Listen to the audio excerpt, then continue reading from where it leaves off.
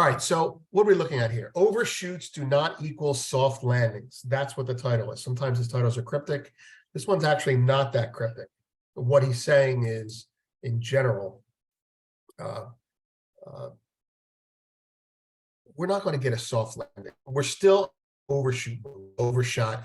Stimulus, we're going to overshoot on the hiking. So he's getting ostensibly bearish again. All right, so let's go through this. There's several ways to go through his reports. You can go through it all at once or bit by bit. I'm going to do a little bit of both. Okay, so here we go. We'll go through everything. So here's his fastest recovery since whenever. Okay, the flows to know, you can look at that on your own. All right, so here we go, overshoots. You look for the title. So this is the beginning of his thesis. This is it, all right? Here's his data on why this bull's not gonna last. Immigration, remember, he's getting very big picture now. He's in Posar territory, and that's just kind of a sign of how really good Michael is. You know, he's more than a macro analyst. Green shoots, all right, brown shoots. So he's basically saying the economy's doing well, the economy's topping. China's great leap sideways, that refers to their lack of recovery. U.S. consumer probably going to say it's getting tired. Yeah, and and by the way, you would say it's getting tired anyway because the economy is changing from a consumer economy to a manufacturing economy, right? So here's his zeitgeist in May. It will be so on brand for stocks to melt up in the recession. So he's basically patting himself on the back here saying, I called that. Suck them all in right before a hard landing. Zeitgeist in July. It would be so 2020s for the economy hit a brick wall, just as everyone punts soft landing into 2024. So a lot of his analysis is factual and statistical, and then he'll throw out there what he thinks is extremely under handicapped. And so he's thinking right now that the market is very vulnerable to a surprise. He's not predicting, maybe he is predicting, we'll see in a minute. But anyway, that's it. So there's the shoots concept. These are expressible, executable. So we like emerging market commodities as summer upside plays, and credit tech as autumn downside plays. So he's basically saying the downside will reverse. Bear, tighten next Q3, FCI tightens, that's financial conditions tightening next Q3, then 5%, greater 5%. Okay, right. So high rates, tightening macro situation kills the market. He's still saying what he said, and he's not beating a dead horse on it. He's just coming back to it and saying what killed the bubble in 99, 2000 is going to kill this mini bubble. Pay no attention to that gold. He means Goldilocks. Hot, he's talking about next week's data, right? All right, so let's go through this. Okay, I also put up, let's see if I put up charts in case we need them. All right, scores on the doors. You can see what's going on there. Crypto's up the most this year. The dollar is down only 2.5%. Check this out. Oil is down almost 2%. The dollar is down 2.5%. When you take these two out, when you take oil out, everything makes sense. Weaker dollar, speculate. Gold is just up because it's up. High yield bonds up, investment grade bonds up, cash up too. That's weird, right? With the dollar down, right? So the dollar down, and all of this makes sense except oil. Now, you could say, well, that's bullish oil. And I'd say, yeah, but it had been overbought to begin with. But coming full circle, I think oil is going to correct against the other commodities now. The biggest picture, okay, so this is his observation that triggers the opinion.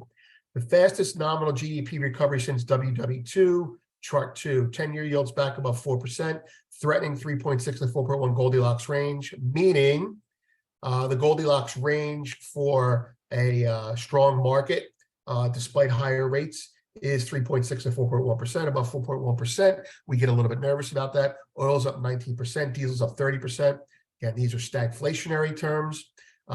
Track CPI. He notices that diesel is tracking CPI. Zero Hedge posted on that as well. We're going to take a look at that as well. Actually, that's chart 4. Let's bring that up right now so we don't have to circle back to it. I think it's this way.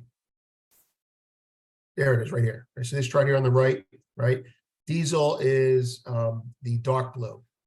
And it's really in bigger moves starting in 20, which is, COVID, it has clipped very suggestively with inflation. And he's saying right now it's upticking.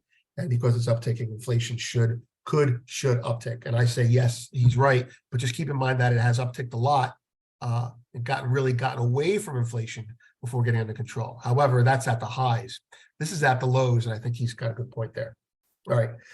Tail of the tape. All right, so he talks about the Bank of Japan. Bank of Japan has set floor for global rates the past 30 years, meaning rates bottom at the Bank of Japan's rate. So when it's zero, the world's zero. When it's NERP, the world bottoms at. So Bank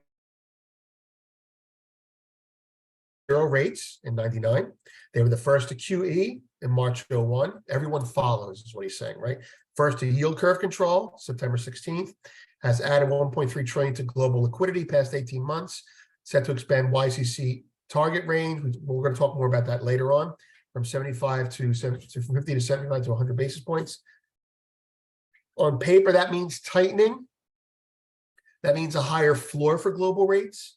That means even if no one else raises rates, if the Bank of Japan is letting their long-term bond yields rise, then the rest of the world must also have a commensurate rise to stay competitive on a currency basis for capital. Okay, should lead to good entry back into the Nikkei. I think he's saying, I'm almost sure he's saying that means the Nikkei should drop, and he may like the Nikkei fundamentally, and maybe he likes this as a reason to wait to buy it, but to buy it anyway. All right, the price is right. Here's this update on the Magnificent Seven.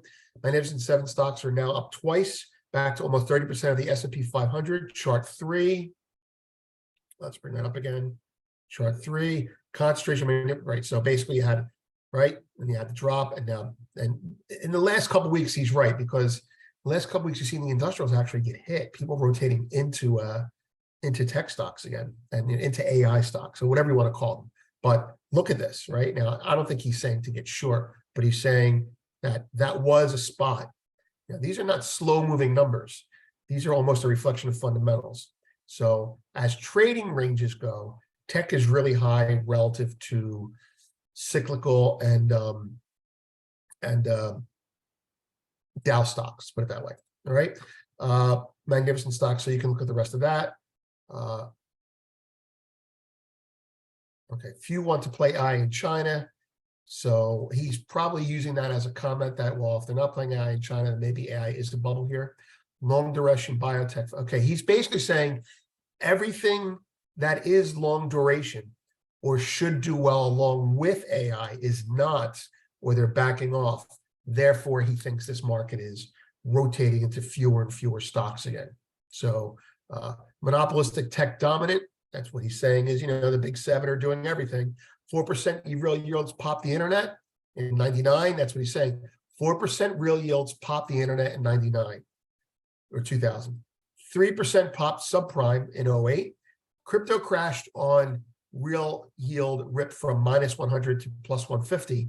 Real rates too low to pop AI bubble, but we think trading risk is tighter financial conditions. So, translation, real rates put bubble popping on the radar. But in this situation, he's looking for a catalyst, and that catalyst may be a manifestation of real rates being tighter, by being stronger, by having financial conditions in August sound the bell. So that's it, right? That's him trading. He's saying, I'm bearish. Real rates are at the point now where they could do some real damage to this market, but I want to see financial conditions tighten first. Boom, that's it. Like, that's the takeaway from me as a trader. Weekly flows, you can look at that. Money out of gold, not a big deal, but he's mentioning it. Now,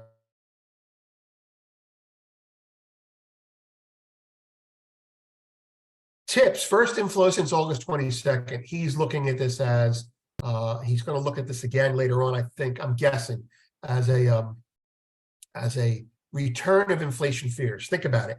Diesel's up, inflation's turning a corner, people are putting some money into tips again. It could be the false bottom as well, but it could be the turning point for inflation. Look at oil trading $80, and you can see that is consistent. He's looking for an inflection point or a turning point in inflation, and he thinks he's identified one. Okay, inflows for the last 6 weeks, but the smallest inflow last week. Materials, largest, okay, so more inflationary commentary, right? Smallest cap. I don't know how to interpret small cap. Sometimes small cap is the end of a market. Sometimes it's the market getting some headway. I'm going to let that go and rely on whatever he says about that if he says it later on again. Japan, first outflow in the past 5 weeks. Okay.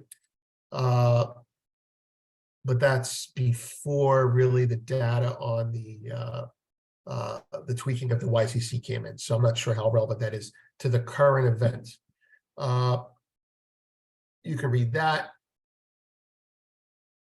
Anything in parentheses, it's kind of like things in parentheses will show confirmation or contradiction of his idea. So ETFs show selling financials and growth confirms his idea. That's how he writes. He'll state the fact and almost like a footnote, per parentheses, his whether it contradicts or corroborates his opinion. Polar bear indicator, that's been around forever. You can look at that.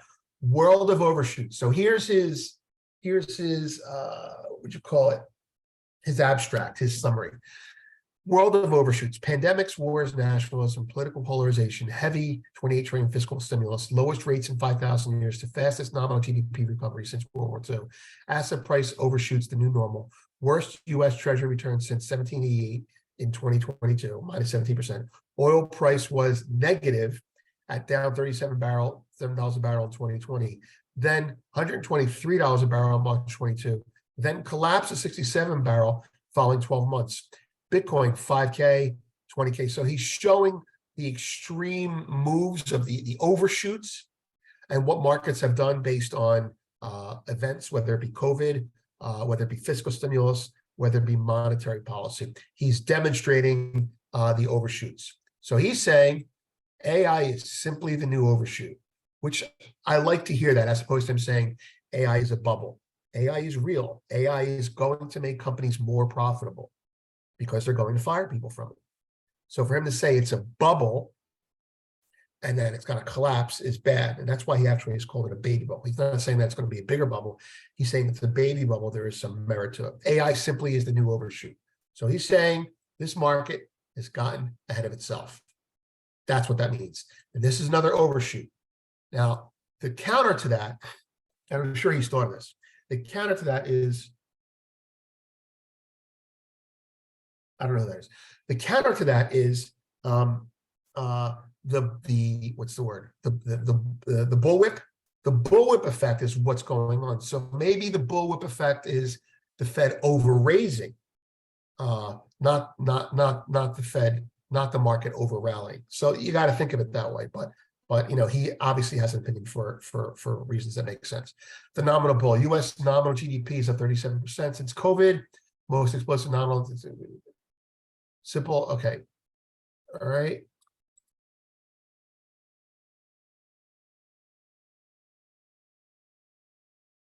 That multiple expansion discounts Fed done, Fed cuts in 24 could happen, and much slower wage growth driven by high immigration, or perhaps magically tied to AI. He really does that. The AI can be a catalyst. But while tighter financial conditions and here we go, 4 to 6 week trading risk. That's his window to look for a reversal. 4 to 6 month bear risk is simply that the economy is weaker than expected. Market belief in new steady state is permanent. Okay, I don't know that he's really factoring in what the Fed's going to do if the Fed does something to react to this. So anyway, all right, so the nominal bull, what's the summary of this? The summary of this is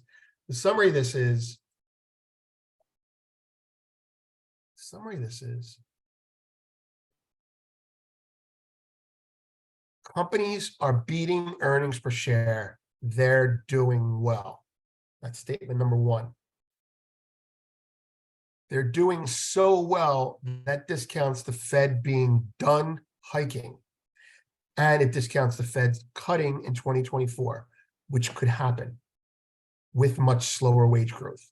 Meaning if we have the Fed cutting in 2024 with much slower wage growth, then you have Goldilocks, right? You have cooling inflation coupled with rising stocks at a fair value. So I think from that, he's saying the market should go sideways at best.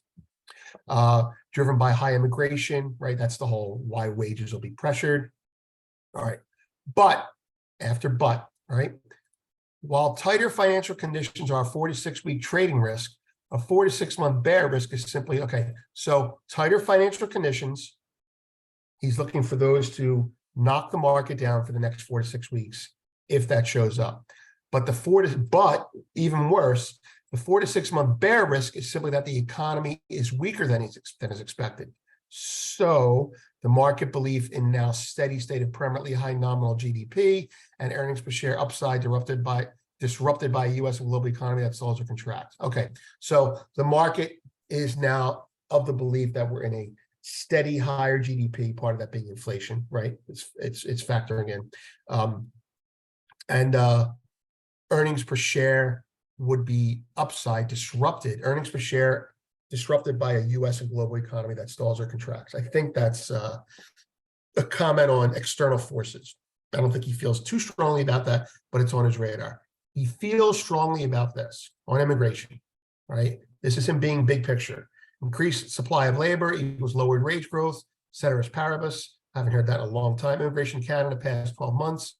All right, exactly. Okay, so there you go. All right, green shoots. U.S. real household earnings up 1.2% in June, follows 2 years of negative real earnings.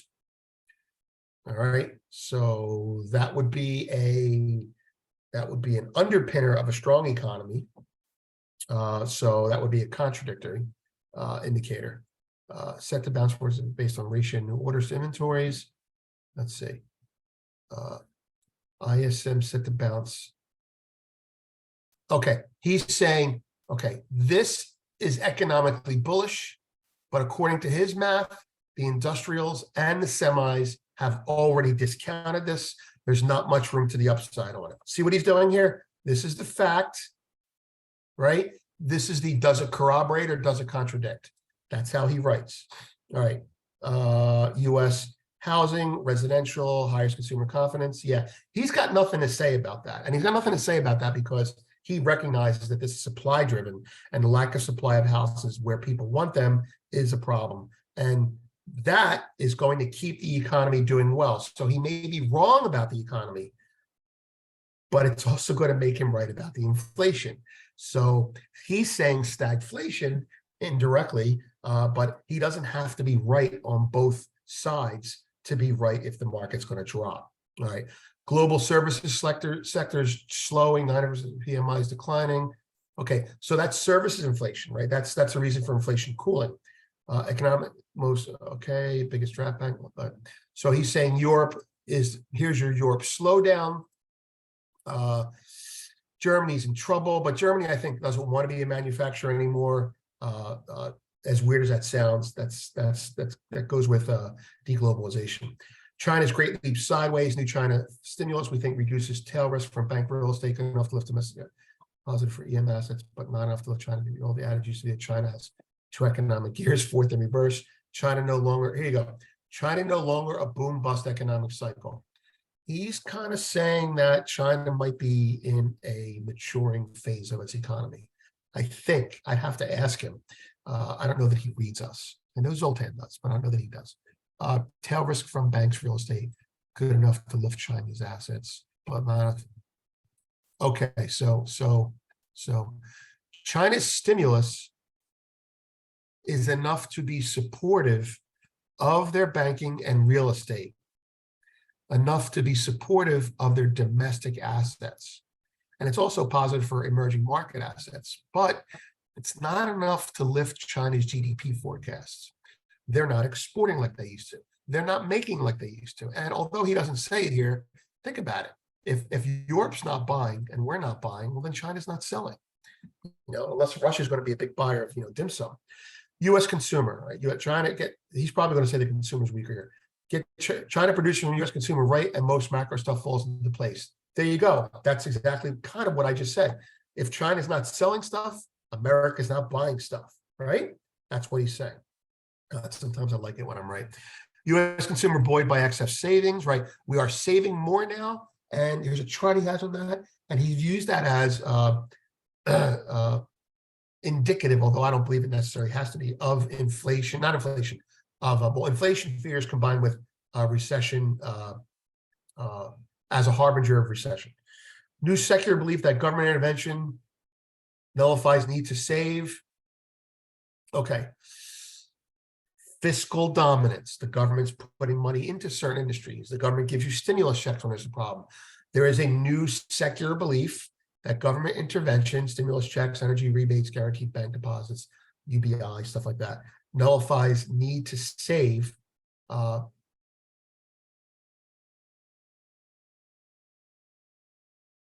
New super strong COVID labor market, inclusion, hoarding, and so. All right, he's saying there is a new secular belief circulating amongst the other analysts that the fiscal side cures everything, right? But retail sales are falling in the US. But household savings rate is up. Why is that if we don't have to save anymore? But people aren't getting laid off, right? So what he's saying here is that the new wisdom says that fiscal solves everything, no need to save, and that's it. There won't be a recession.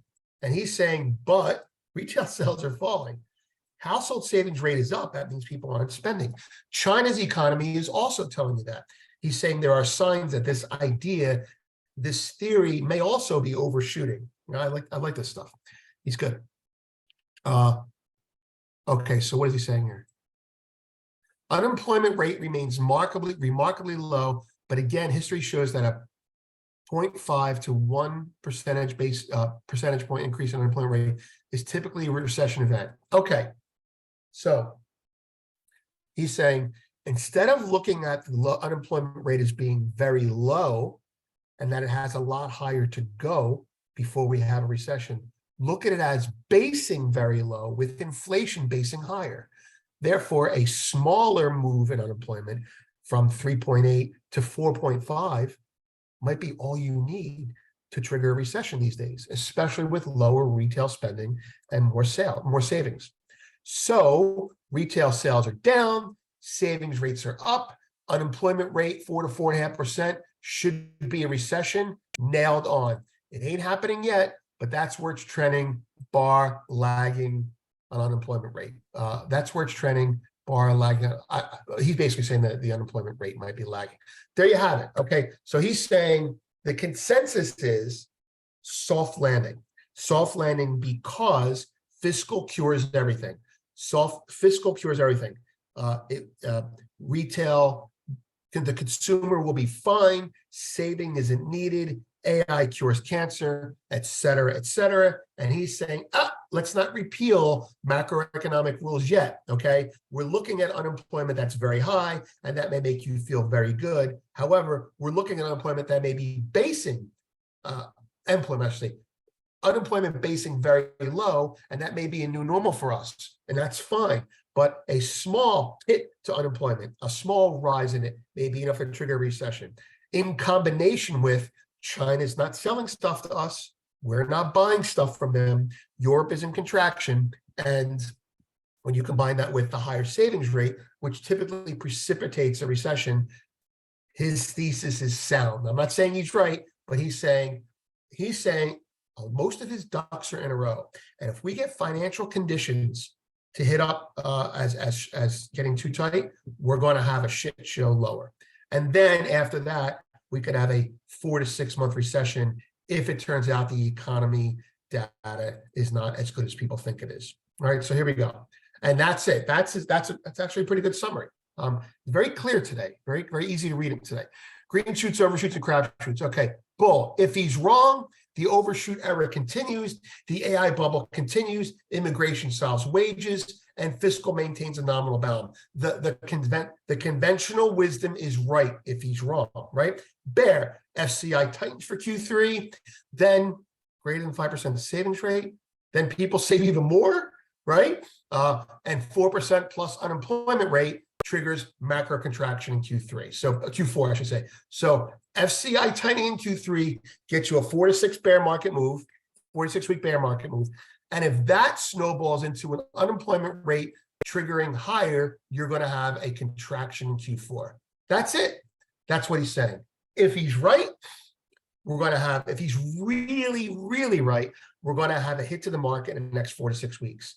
And if he has a knock-on effect of being even more right, then we're going to have a recession the next 4 to 6 months. And the conventional wisdom is wrong. Now, if he's wrong, in my opinion, if he's wrong, we're just going to have inflation, right? If he's wrong and the market turns around, we're just going to have inflation. It's all about goods inflation. If we're getting services inflation under control, and I don't think that we are yet, but let's assume that we are to some extent. If services inflation is getting under control, then it's all about goods inflation again. If oil goes up, that oil going up causes recessions because it's too expensive to do things with petrochemicals. Anyway, we like EM commodities as summer upside plays. That's a comment on China and reflation as summer upside plays, and credit tech as autumn downside plays. Okay, so he's saying long emerging markets and commodities right now and heading into the end of August, we like being short credit and tech. There you go. That's the whole report. Here's 2 charts. There's 2 more charts. I didn't look at the charts very much, but you can follow along with the charts now. All right. All right. So there you go, guys. The report will be attached as well, and there'll be a little bonus for the founders as well. Have a great day.